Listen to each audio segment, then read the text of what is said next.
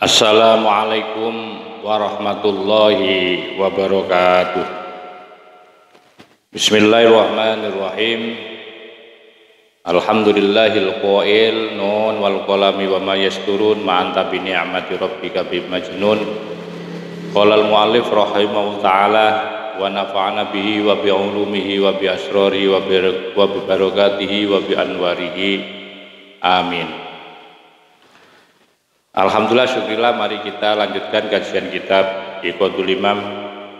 Kita sampai pada halaman 83 di mana masih menjelaskan tentang kata mutiara yang ke-21. Dan ini saya akan lanjutkan pada seri kedua dari kata mutiara yang ke-21 yang terkait dengan yaitu tuntutan atau permohonan atau pencarian seorang hamba kepada Allah Subhanahu wa taala. Untuk itu mohon diperhatikan dan disimak dari kitab yang Anda miliki. Dan ini langsung menuju kepada yaitu syair sebagaimana yang saya katakan dulu. Wa amma talabuka, adapun pencarianmu lahu kepada Allah, bahwa adapun tolabuka lahu, pencarianmu kepada Allah, itu dalilun sebagai bukti atau sebagai dasar atau sebagai dalil ala ghaibatika, atas ketidakhadiranmu anhu, di hadapan Allah, biwujudi nafsika, karena adanya atau yang muncul itu adalah dirimu atau nafsumu. Bahwa padahal falau hadar, andaikan hadir apa qalbuka, hatimu, wa ghibta, dan kemudian engkau meniadakan, meleburkan an nafsika, dari dirimu, wa wahmika, dan wahamu, itu fatamurganamu, atau saya artikan juga kepada kepentinganmu, angan-anganmu, lama wajatta, pasti tiada akan menemukan engkau ghairahu, selain Allah Subhanahu wa taala. Jadi terkait dengan Allah, tentang di mana Allah, itu sesungguhnya tidak perlu dipertanyakan di mana Allah. Tidak perlu kemudian kamu cari-cari di mana Allah. Karena ketika Anda atau ketika kita mencari di mana Allah, itu membuktikan bahwa dalilun ala ghaibatika. Jadi saya maknai bahwa dalilun ini sebagai bukti atau dasar atas ketidakhadiranmu. Atau kamu anggap, nah ini saya artikan yang lain, atau kamu anggap bahwa Allah itu telah rahib, telah bersembunyi ya kepadamu anhu, tentang Allah. Sehingga itu manusia itu kadang-kadang tidak sedikit ada di dalam perjalanan seperti orang-orang yang menggunakan logika ya. Itu biasanya mereka itu ada istilah adalah masih mencari Tuhan, masih menentukan siapa Tuhan yang selayaknya untuk disembah, masih dicari. Tuhan kok dicari itu loh. Tuhan itu, Allah itu maha dzahir, Allah itu adalah wujudul wujud, ngapain harus dicari? Wong Allah itu rajanya wujud, masih dicari. Kalau toh Anda atau kita hari ini mencari Allah, itu sebagai bukti bahwa kamu itu tidak pernah dekat dengan Allah. Padahal Allah itu sangat dekat. Allah selalu hadir di dalam kehidupan kita. Hanya kitalah yang jarang menghadirkan qalbiyah kita kepada Allah Subhanahu wa taala. Sehingga yang banyak muncul itu adalah kepentingan-kepentingan nafsumu, biwujudi nafsika, karena kepentingan nafsumu yang muncul adalah dirimu, sehingga Allahnya itu tidak tampak. Allah sebagai sang Khalik ini tidak tampak, tidak hadir kepada dirimu atau di dalam hatimu, sehingga kamu harus mencari Allah. Di mana Allah? Kamu cari akhirnya kemana-mana. Padahal untuk mencari Allah nggak perlu kemana-mana, tidak harus ke masjid untuk mencari Allah, ya, tidak harus ke masjid dan tidak perlu dicari Allah. Ketika kita bisa menghadirkan qalbiyah kita di hadapan Allah, maka Allah itu pun akan hadir.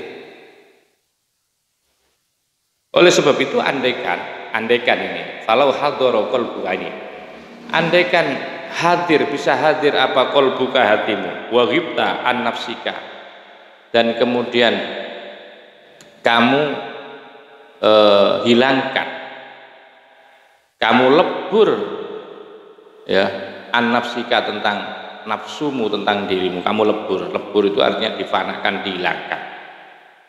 Dan kemudian wahmika, dan wahamu, fatamurganamu, angan-anganmu, kepentinganmu, itu kemudian kamu lebur, kamu tiadakan. Lama wajadta, maka tiada akan menemukan engkau ghairahu, selain Allah. Oleh sebab itu ada sebuah syair yang sangat menarik. Aroka tas'alu an najdin wa anta biha wa antuha matahada fi'lun muttahimu.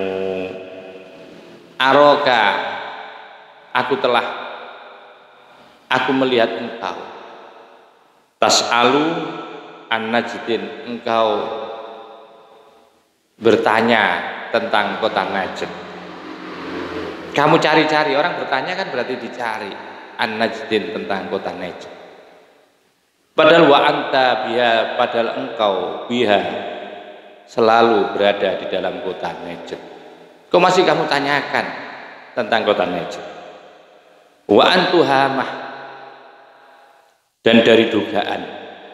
Wa antuhamat tahada, dan dari dugaan, ya, dugaan atau tuduhan, dan dari tuduhan inilah fi'lun muttahimun, merupakan pekerjaan orang-orang yang selalu menuduh. Jadi tidak sedikit, ya, orang itu loh menuduh Allah dengan cara berdoa. Jadi dengan istilah lain, bahwa dia berdoa meminta kepada Allah akan sesuatu dari kepentingannya itu, karena menduga kalau Allah tidak diminta, Allah tidak memberi. Akhirnya doanya itu dilatar belakangi oleh adanya tuduhan. Jadi tuduhan, jangan sampai kita itu berdoa kepada Allah itu didasarkan atas tuduhan. Tuduhannya adalah kalau kita tidak berdoa maka tidak akan diberi oleh Allah Subhanahu wa taala. Itu salah. Begitu juga Anda menanyakan tentang Allah, diibaratkan oleh syair tadi, aku telah melihat engkau itu selalu bertanya tentang kota Najd, padahal engkau hidup di kota Najd. Dan inilah sebuah tuduhan yang selalu dilakukan oleh penuduh-penuduh, ya, penuduh-penuduh. Waqala, dan berkata Ibnul Marhal As-Sabti, saya kurang terang, ya, mohon maaf, ini tidak sempat pakai kacamata. Coba saya pakai kacamata dulu.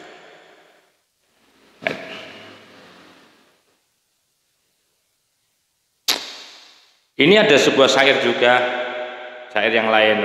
Wa min ajbin anni uhinnu ilaihim wa as'alu syauqan anhum wa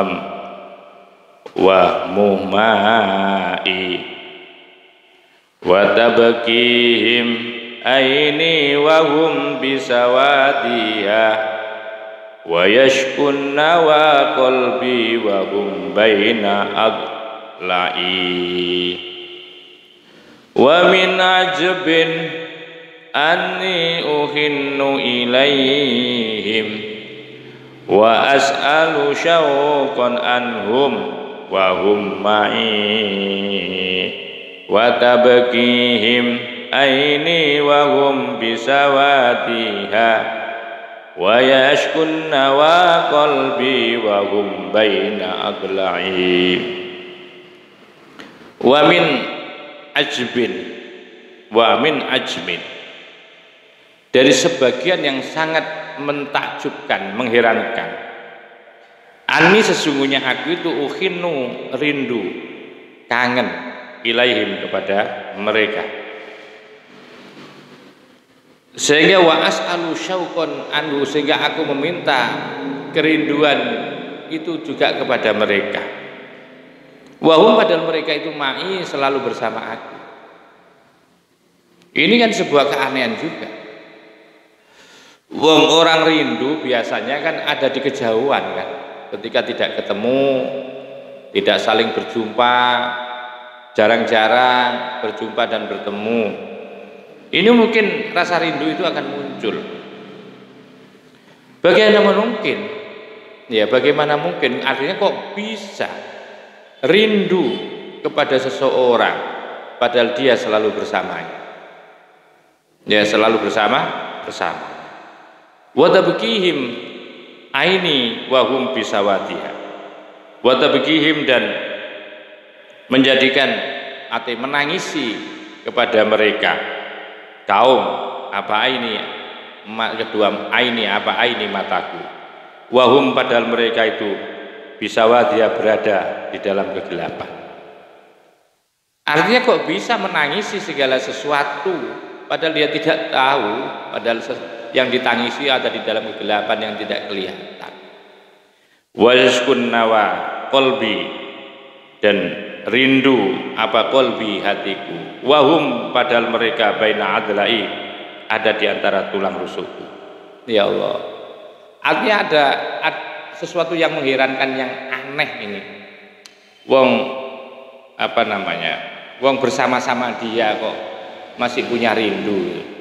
Setiap harinya bersama dia, setiap detik, setiap menit, setiap jam, selalu bersama dia. Kok masih mengungkapkan aku rindu, padahal kan selalu bersama.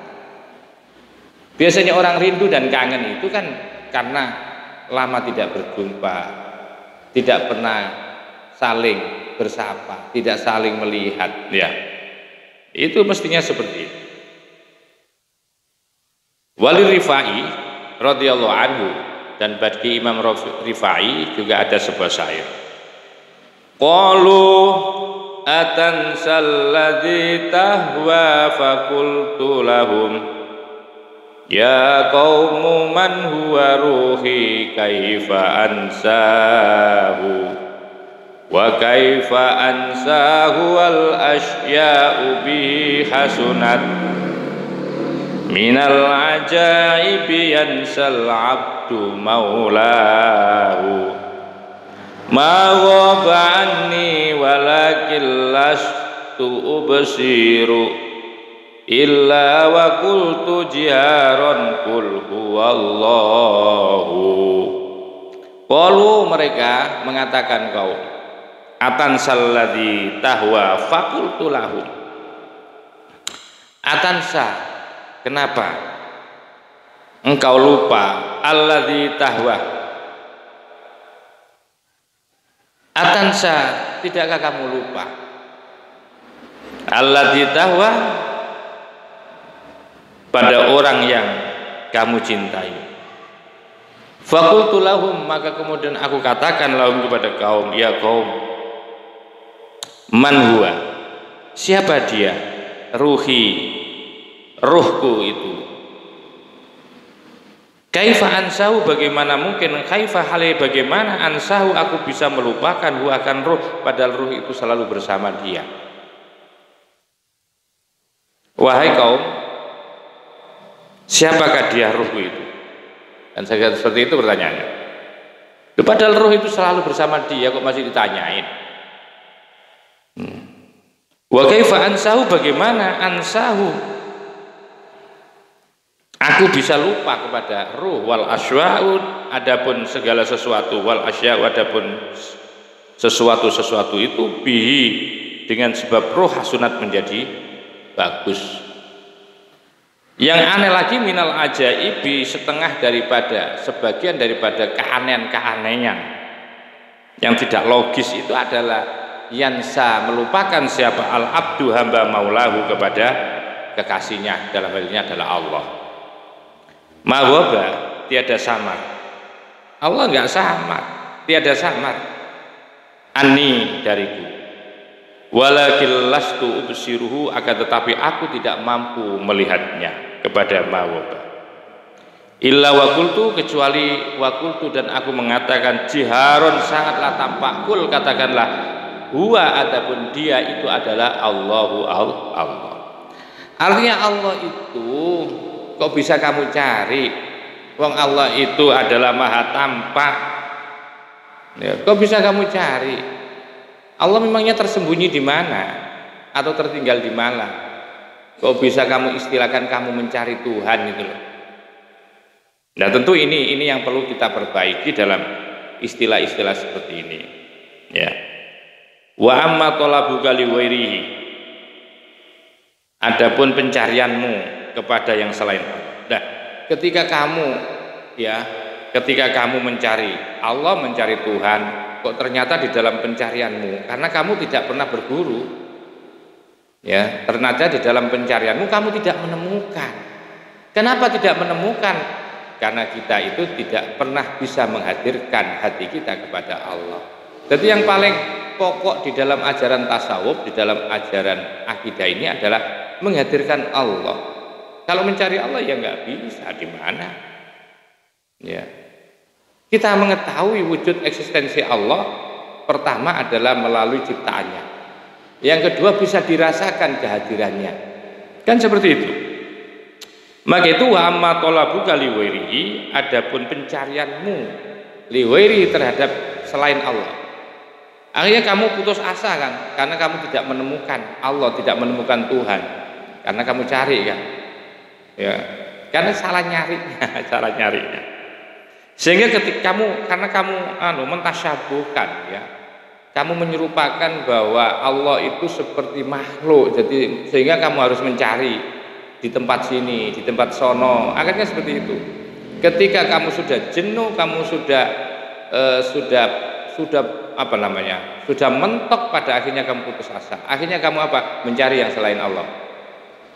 Maka itu wa amma talabuka liwairihi, kok kemudian kamu mencari, adapun pencarianmu ya kepada yang selain Allah, ai maksudnya lima rifati wairi, dalam pengertian adalah kenalmu, akhirnya kenal kepada selain Allah, itu keterlaluan, kebangetan itu. Wong Allah itu yang mencukupi kita semua. Fawa hasbi wa ni'mal wakil, itu Allah.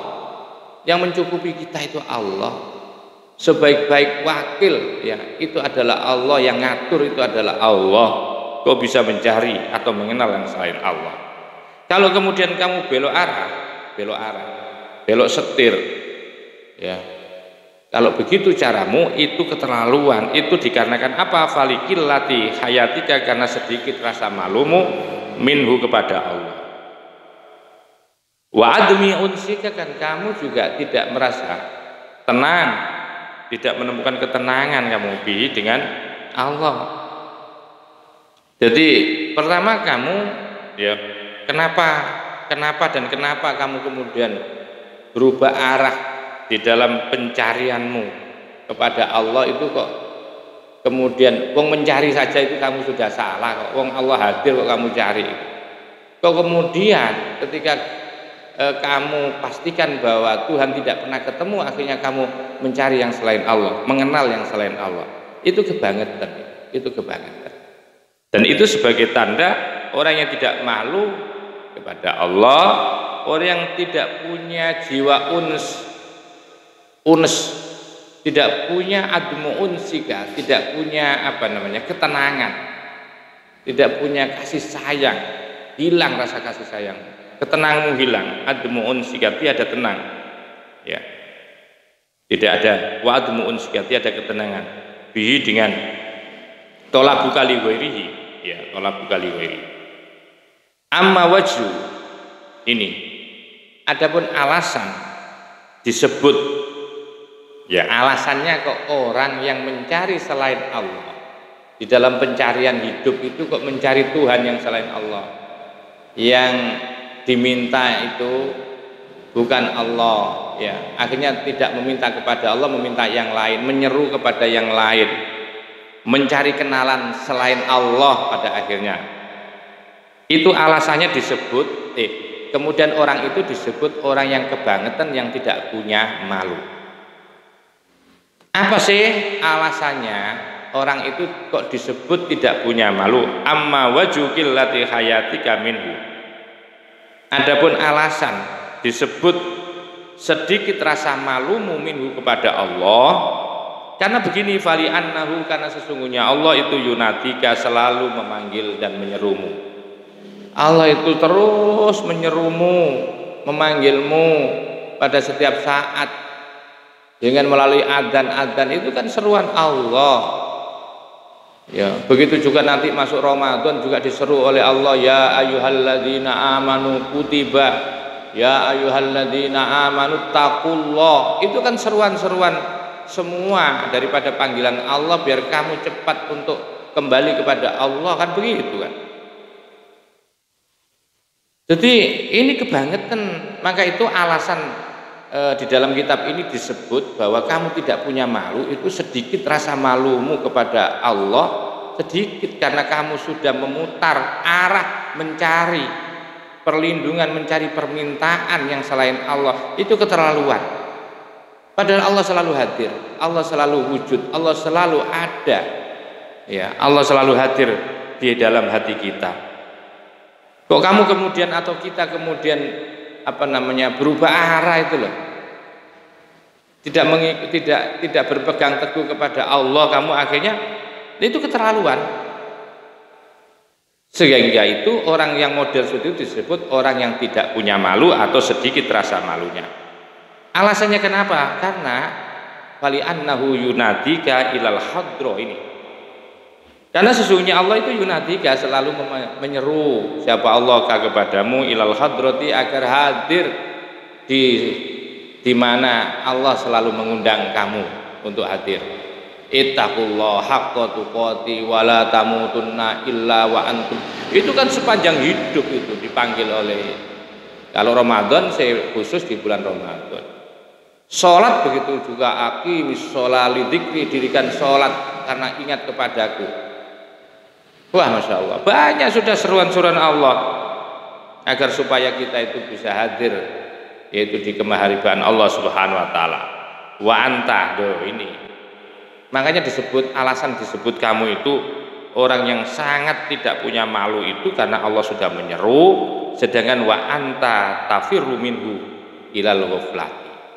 Justru kamu wa anta, adapun engkau tafiru, lari minhu dari Allah, ilal ghaflati, menuju kepada kelupaan. Justru kamu lari dari Allah dan mencari, yaitu alasan untuk melupakan Allah. Wa misalu dzalik, perumpamaan seperti itu. Perumpamaan bagaimana itu alasan orang yang tidak punya malu kepada Allah, padahal Allah itu selalu menyeru, Allah itu selalu membuat pesta-pesta dalam setiap hariannya kita itu, selalu Allah membuka pesta dalam bentuk sholat, dalam bentuk membaca Al-Quran, dianjurkan, disunahkan bacaan Al-Quran. Itu adalah pesta-pesta yang dibuka oleh Allah. Allah membuat jamuan-jamuan pesta di dalam kehidupan kita, hampir setiap detik itu Allah membuat itu. Nah itu perumpamanya seperti ini, ya. Wa mithalu dzalik, perumpamaan seperti itu, seperti ini yang saya katakan tadi, ya. Padahal Allah itu sudah memanggil, kamu lari itu. Kaman, seperti orang karena yang ada fi hadratil maliki, yaitu di hadapan sang raja. Wal maliku muqabbilun alaihi. Jadi perumpamaan adalah seperti orang yang berada di depan raja, sedang mujalasah, sedang bertamu, tamu-tamuan ya. Raja menyambut muqabbilun atau muqbilun alaihi, ya, telah menyambut kepada orang tua. Summa yaj'alu, kemudian menjadikan siapa orang tadi, wa adapun orang itu yuridul khuruja minha. Oh, sudah enak-enak ya, duduk bersama-sama raja, sama raja sudah dikasih hidangan.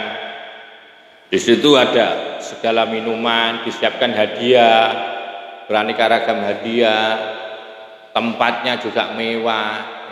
Sudah hadir di hadapan raja. Raja dengan menyambut sangat bahagia dan senang. Sebagai bukti senang dan bahagianya raja dikasih hidangan, bahkan kalau pulang itu dikasih hadiah. Kok malah summa yaj'alu, malah kemudian dia menjadikan apa? Pengen keluar, tidak mau lama-lama di situ. Dia tidak mau, dia menolak, dia keluar akhirnya. Yuridul khuruj minha, dari hadroh, dari kehadiran dia.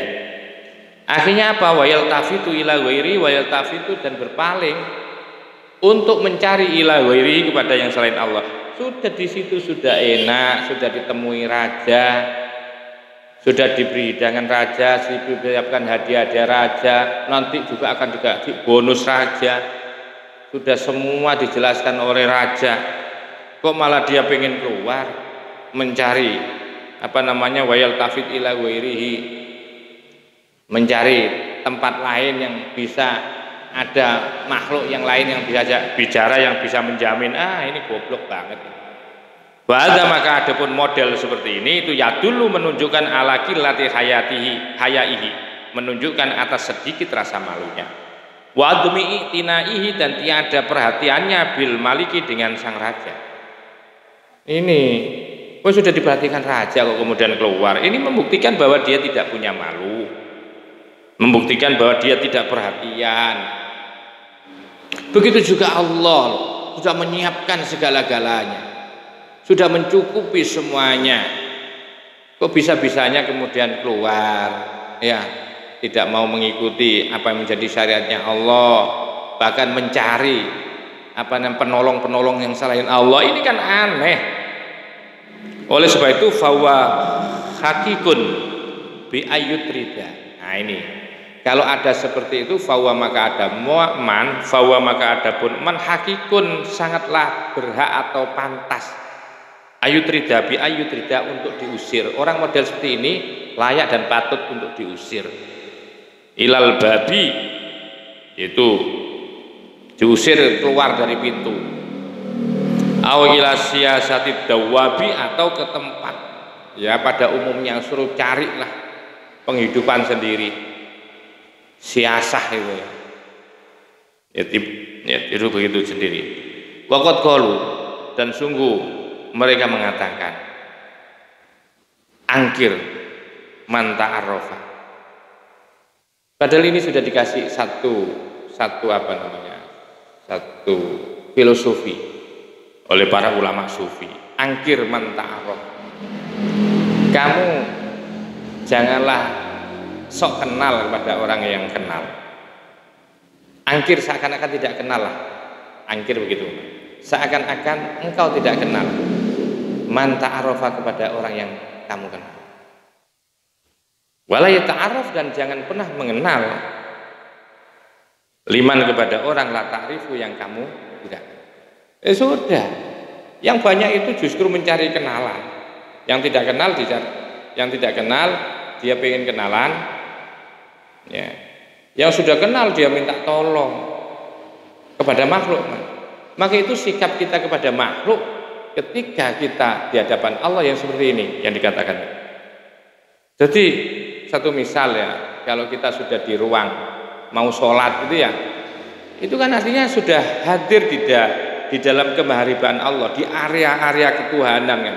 Istilah area ketuhanan bukan berarti Allah di situ, enggak. Area ketuhanan kita akan melaksanakan hubungan spiritual secara khusus yang diatur di dalam undang-undang atau di dalam syariat.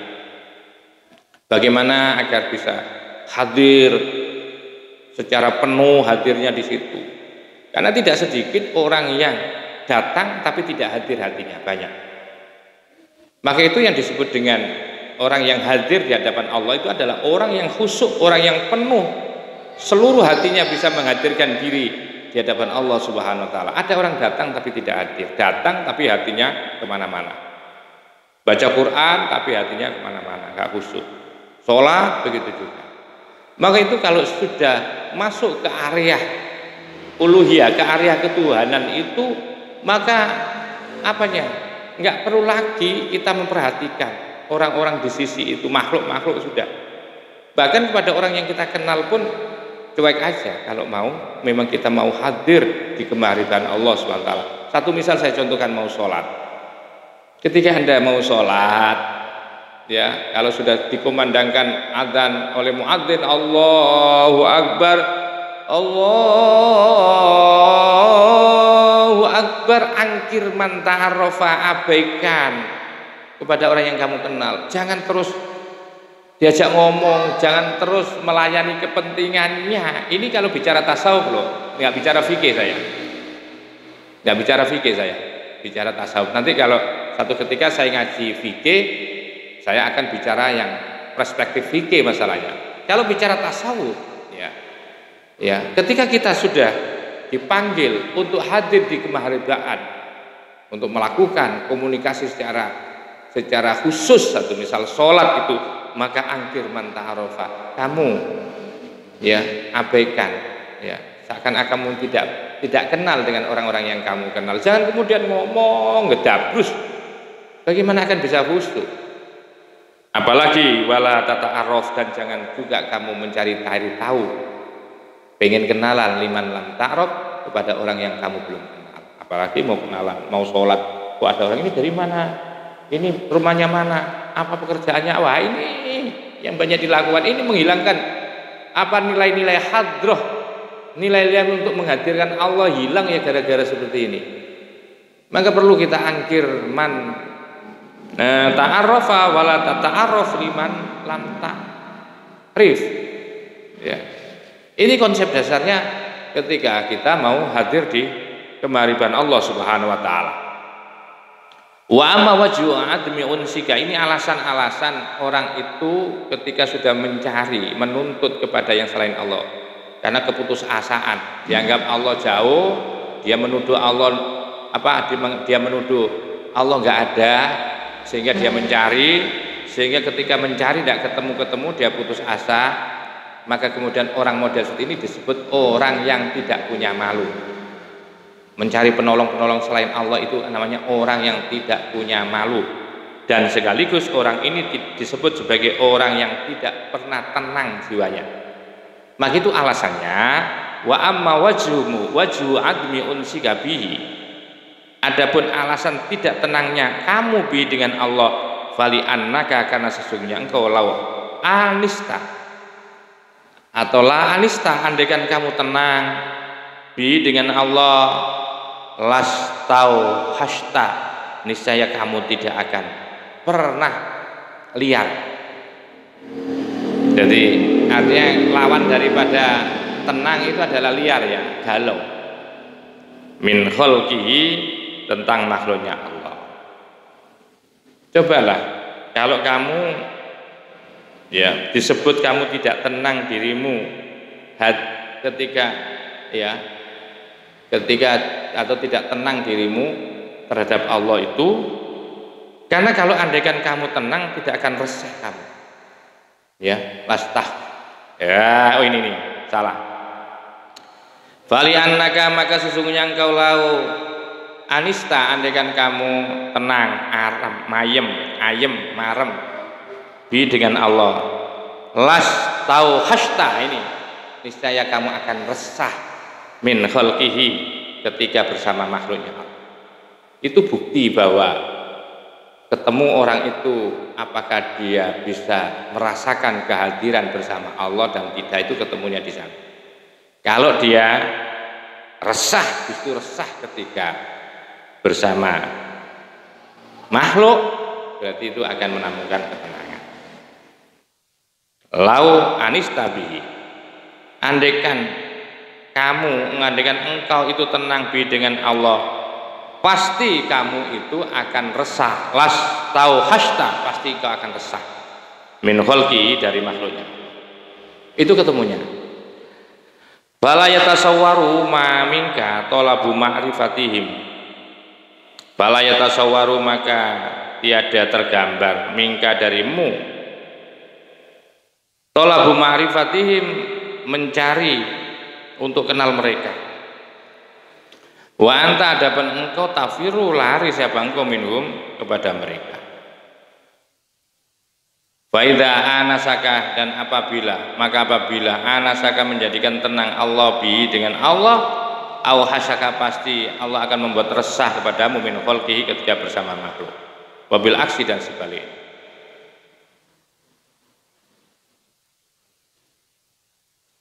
Wal istiqnasu, maka adapun istiqnas, rasa tenang, binasi, dengan manusia, itu min alamatil iflasi, termasuk bagian daripada tanda-tanda kebangkrutan. Iflas.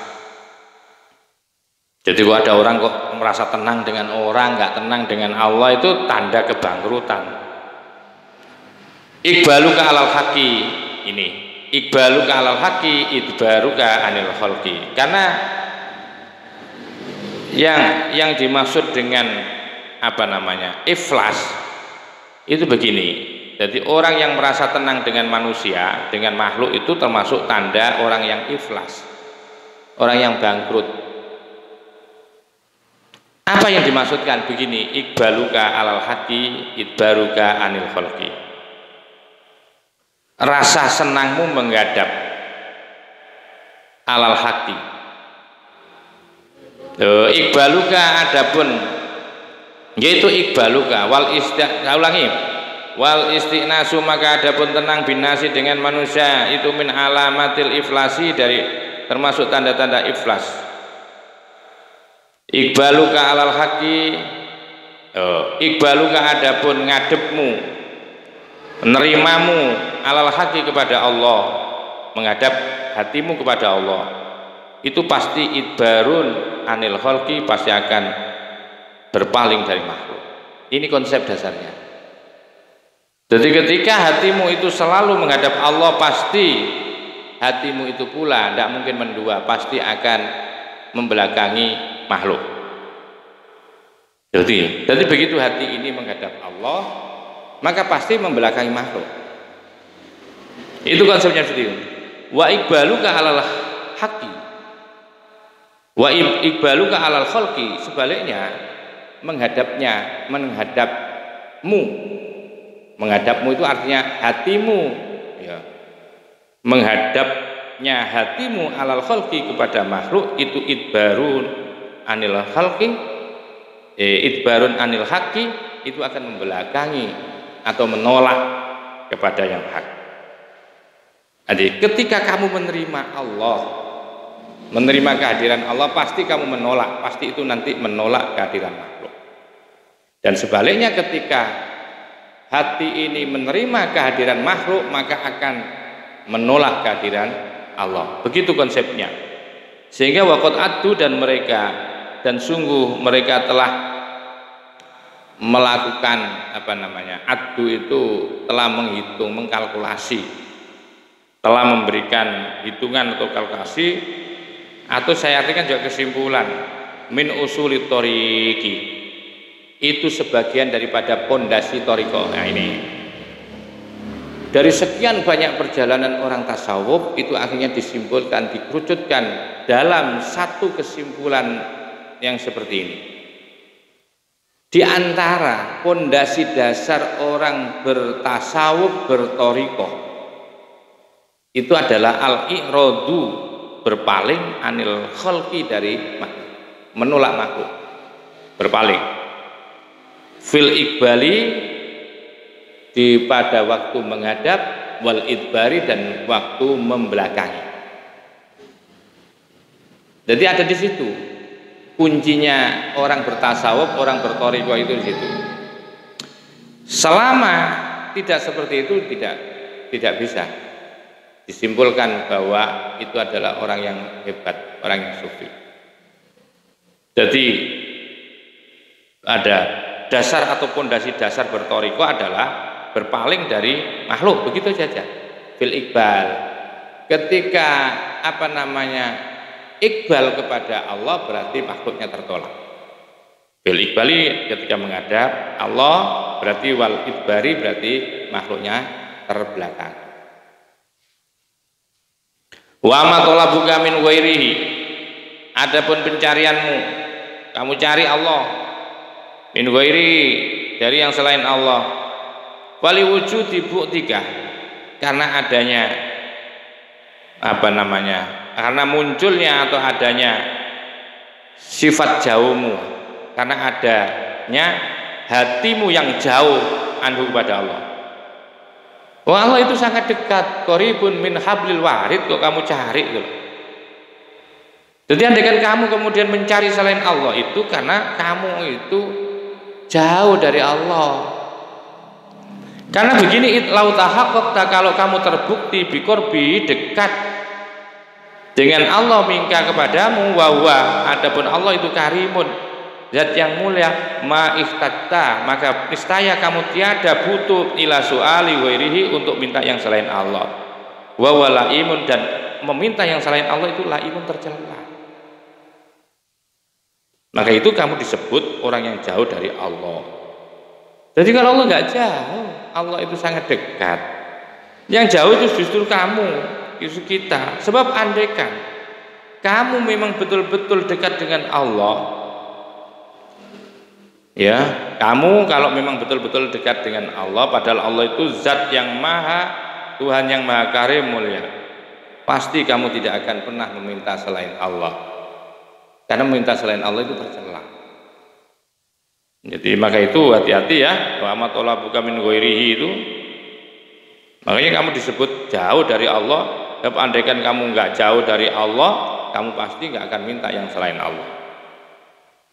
Wa sayati, dan akan datang penjelasan fil munajat, di dalam bab munajat. Am kaifa, ini petikan. Am kaifa, hale bagaimana? Adapun hale bagaimana? Yatlubu, kok bisa mencari orang min ghairika, selain engkau ya Allah. Wa anta, padahal engkau ya Allah makotok tak tidak pernah memutuskan engkau adatal imtinani, berulang-ulang mengirim pemberian-pemberian. Kan aneh ini, kok bisa mencari kepada yang selain Allah, atau bilang dengan menuduh bahwa Allah kalau tidak diminta itu tidak diberi, ya. Ini kan aneh. Am kaifa yatlub ghairaka, bagaimana mungkin ada hamba kok mencari selain engkau Tuhan, selain engkau ya Allah, padahal engkau itu makotok ta'adatal imtinan, panjenengan itu tidak pernah memutuskan untuk mengulang-ulang memberi. Masya Allah, ini Allah luar biasa. Allah Maha Rahman kepada kita semua. Wa fi batil kutubil munazzalati, dan di dalam sebagian kitab yang telah diturunkan, yaqulu dawu siapa ta'ala, siapa Allah, Allah tabaraka ta'ala, idza anzaltu, apabila aku menurunkan bi abdi, kepada hambaku hajatan, sebuah hajat. Kalau kebutuhan hambaku itu sudah saya turunkan, artinya sudah ditata, parsel-parselnya rezeki Allah itu sudah disiapkan. Jadi sejak zaman dulu ya, di alam takdir di lauh mahfuz sana sudah ditentukan, qada qadarnya rezeki itu sudah ditentukan, sudah dipaket oleh Allah. Tinggal kamu warafa'aha, kemudian tinggal kamu memintanya, ya, warafa'aha, dan mengaturkan atau mengajukan permintaan hak akan kebutuhan tadi. Farafa'aha, maka kemudian mengaturkan atau meminta hak akan hajat. Ilayya, kepadaku itu a'lamu, aku lebih mengetahui dzalika, dari hal itu, min niyati, dibandingkan niatnya. Lau kadat hus samawati sab'u wal arduna sab'u la ja'altu min amri farjan wa makhrajan. Ini lau kadat hus samawati sab'u, andaikan hampir-hampir hu bagi hamba, apa as-samawatu sab'u, langit yang ketujuh, wal arduna sab'u, dan bumi yang ketujuh.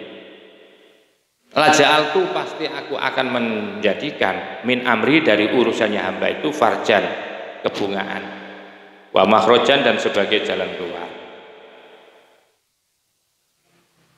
Wa idza anzaltu dan ketika aku menurunkan bi abdi kepada hambaku hajatan kebutuhannya, sudah tak siapkan kebutuhannya. Kok kemudian farofaha, kok kemudian pengajuannya mengajukan hak akan permintaan ila ghairi kepada selain aku. Kalau yang tadi itu Allah sudah menyiapkan kemudian mengajukan proposalnya kepada Allah. Loh, ini mengajukan proposal tidak kepada Allah, ila ghairi kepada yang selain aku. Maka apa katanya Allah? Adhahtu, aku buat tidak mampu berdiri. Al-ardh di bumi, adhahtu itu aku buat tidak mampu berdiri. Al-ardh di bumi, min tahtihi di bawah bumi, wa asqattu dan aku akan jatuhkan as-samaa langit min fauqi dari atasnya hamba. Wa qata'tu dan aku putuskan al-asbaba beberapa sebab-sebab dari rezeki, dari pangkat semua akan saya putus. Fima di antara sesuatu baini antara aku wa bainau dan antara hamba yang minta selain aku. Au kama qol sebagaimana suatu qala yang telah dawuh litulil ahdi bihi karena lamanya waktu bi dengan kaul. Fatahsulu maka kesimpulannya fatahsulu maka engkau bisa menyimpulkan bahwa annal adaba sesungguhnya etika di dalam bertasawuf, di dalam bertoriko itu adalah huwa adapun adab al-iktifa'u merasa cukup bi ilmillahi dengan pengetahuan yang telah ditentukan Allah. Ini itu semuanya kan Allah yang lebih tahu. Kamu cocok yang ini. Kalau kita kan tidak pernah mikir kan, nggak pernah tahu kan apa yang terjadi. Satu misal dikasih kita karena memaksa dikasih oleh Allah, karena kamu maksa dikasih mobil mewah. Kita juga nggak tahu apa yang terjadi besoknya. Karena kamu maksa diberi oleh Allah ya ternyata kamu besoknya kecelakaan dan meninggal semuanya. Maka itu enaknya itu meminta segala sesuatu etika yang benar bertasawuf, bertoriko, ya itu adalah menyerahkan sesuai dengan takdir dan pengetahuan Allah. Wa tahaqququ bi ma'rifatiyah dan membenarkan, wa tahaqquq dan menyatakan. Tadi itu adalah merasa cukup dengan ilmunya Allah dan bertahakkuk, ya, berhakikoh dengan mengenal Allah, wal istighna dan merasa cukup dengan Allah amma siwahu, ya. Jadi wal istighna dan merasa butuh dengan Allah, ya, amma siwahu daripada selainnya. Hanya sudah jangan butuh yang selain Allah, hanya butuh kita itu kepada Allah. Allah Ta'ala alam. Allah adapun Allah Ta'ala itu alamu jauh lebih mengetahui tentang semua penjelasan ini. Mudah-mudahan menjadi penjelasan yang baik dan barokah dan menjadi ilmu yang manfaat. Maka itu kita akan lanjutkan, yaitu kajian berikutnya adalah kata mutiara yang ke-22. Man min nafsin tubdihi illa walahu qadrun fika yumdihi. Insyaallah nanti kita akan lanjutkan di kesempatan berikutnya. Saya akhiri dengan suratul mustaqim wallahul muwaffiq ila aqwamit thoriq wa lakum minkum. Assalamualaikum warahmatullahi wabarakatuh.